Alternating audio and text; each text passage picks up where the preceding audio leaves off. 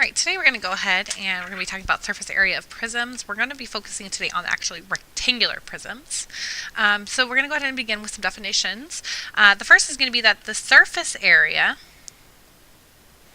of a solid is the sum of the areas of all of its faces. So again, remember that this is a face, this is a face, this is a face. So I would find out what's the area of this rectangle, what's the area of this rectangle, and so on.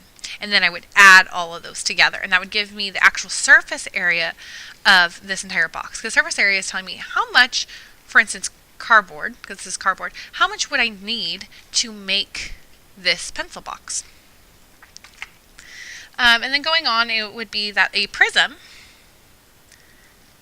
is a two-dimensional representation of a solid. So this would be my prism, but it would be like right here, if I was to draw like this representation to draw what would my box look like. You can use a net to help you find the surface area. And down below, this would be my example of a net, as if I took this box and I unfolded it to be flat, this would be my net. Surface area is measured in squared units. Okay, so if we're going to be finding the surface area of this rectangular prism, what we're going to go ahead and do, and we're going to actually, it gives us some of the units that actually wrote it out for us, but we're going to finish it up so that we have all of the sides, so that we can easily find the area of each of these rectangles.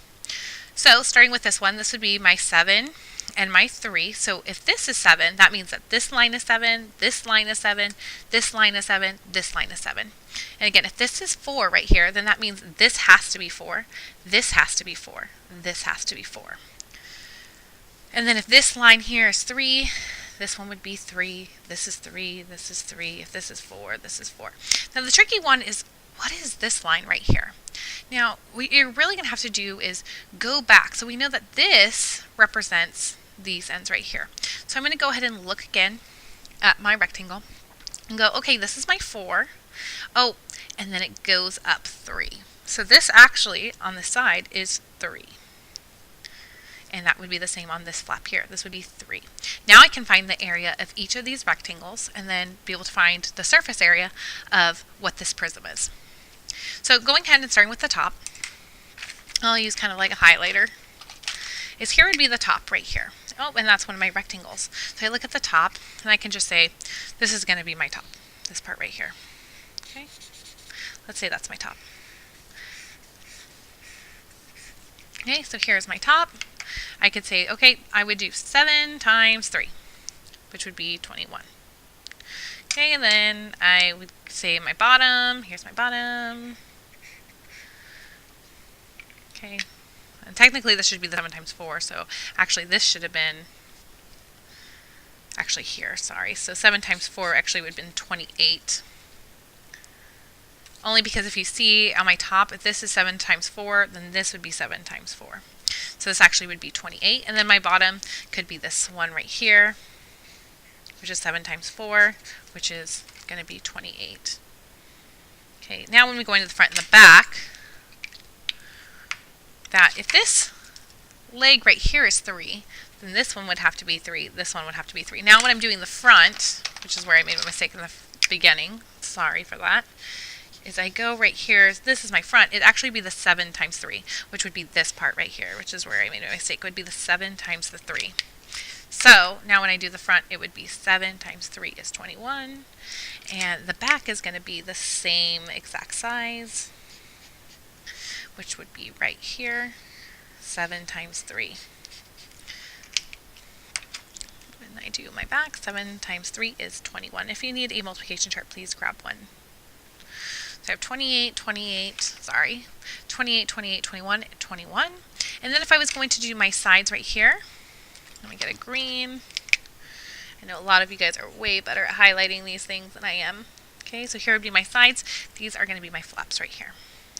Okay, and I would just look, and again, this is going to be my base times my height, or some of you guys know it's like the length times width, but we're going to refer to everything as base times height, just because that relates better to when we get into triangles.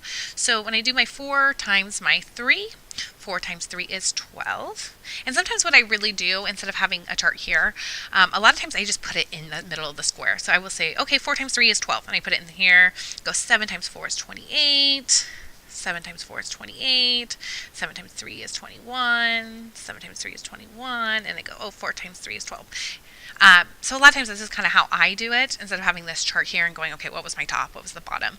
That way I know I did all of the rectangles because I put what the area is in the middle.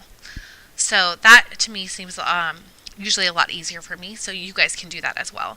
But if I was to just kind of go with this chart, again, my second side here is 12. Then what I do is you have to add all of these together, because this is just how much, let's say, cardboard I need to make this part of the box. Okay, and this is just how much cardboard I need to make the top of the box. But I need to know how much cardboard do I need to make the entire box. So I need to add all of these together. So I'm going to do 12 plus, I'm just going to go top to bottom. So 12 plus 21 plus 28 plus 21 plus 28 plus 12.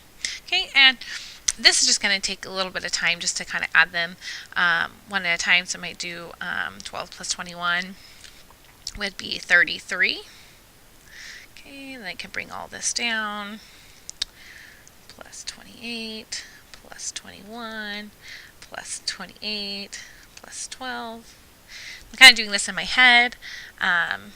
So let's say 33 plus 28, and I can show you guys this one. So 33 plus 28. Remember, when I add, I go right to left. 3 plus 8 is 11. I have to carry 1, bring down a 1. 1 plus 3 is 4, plus 2 more is 6. So this is 61. Then bring everything down. Plus 21, plus 28, plus 12. 61 plus 21. I would do 1 plus 1 is 2. 6 plus 2 is 8. So that gives me 82. Okay, plus 28 plus 12. I can do this one as well. This one I will have to carry, so I'll show you over here just so you can practice making sure that you're carrying those numbers over. So I do 2 plus 8 is 10. 1 over here, 0 down. 8 plus 1 is 9, plus 2 more is 11. This would be 110 plus 12 is 122.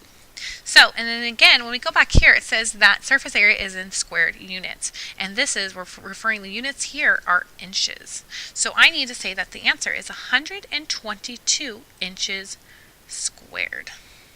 Okay. And here's a formula that you can use as well. Because any box, it's going to have, you're going to have 2, and it says length times width, length times height, and then width times height. Only because, and then you multiply it by 2, just because if you realize, if you look at this box, my top and my bottom are the exact same size. My sides are the exact same size. And then the front of the box and the back of the box are the exact same size. So I could just actually find the area of this, find the area of this, and then find the area of the side and multiply it by 2. So you could also use that formula if you wanted. So again, when you're looking at this, it says you would do area is 2 times length times width. So I would do here is my length, 7, times my width would be 4. So I would do 7 times 4, plus my length times my height. I would do 7 times 3. Remember, height is how tall you are. So this is my guy standing up, so 3 would be my height.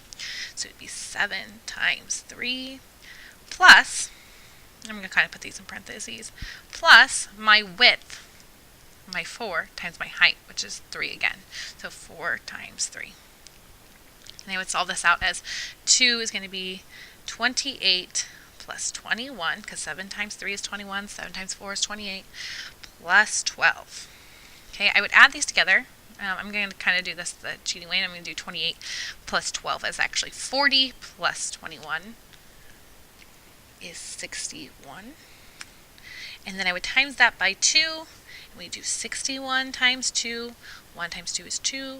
2 times 6 is 12. So that would be 122 inches squared. So we get the same answer. Okay. So again, what you're doing is you would basically just be finding the area of the top. Let's say you find the area of the front part, and you find the area of one of the sides. Well, you would times it by 2, because look, I have 2 of these sides. I have 2 exactly the same size. My top and my bottom are exactly the same side. My front and my back are the exact same side. So I really could just find the area of one of these, one of these, one of these, add these three together, and then multiply it by 2, and I would get the same answer. So it's just a never method of being able to find it. And then finally, what you're going to go ahead and do is I want you to go ahead and pause the video, and I want you to find the area of this prism.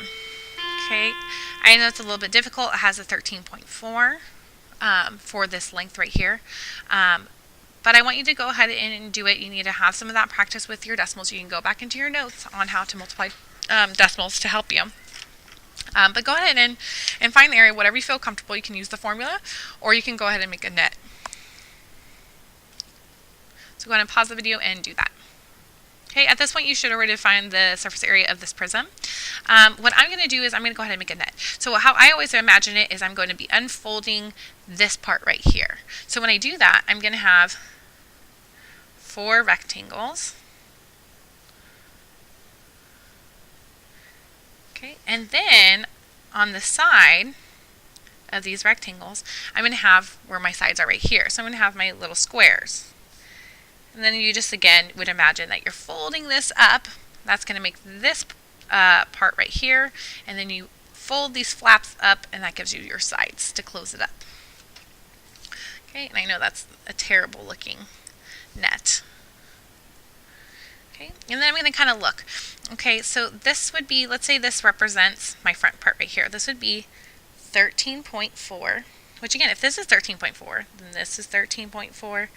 This is 13.4, this is 13.4, this is 13.4. And actually, you know what I'm going to do? I'm going to make this bigger for you guys. Be easier to separate out all of the pieces. Sorry about that. So we do 13.4, 13.4, 13.4, 13.4, 13.4. And then I need to know how tall is it right here on the side of this rectangle. And I would look, if this is 4 meters, then this is 4 meters. So the sides here would be 4 meters.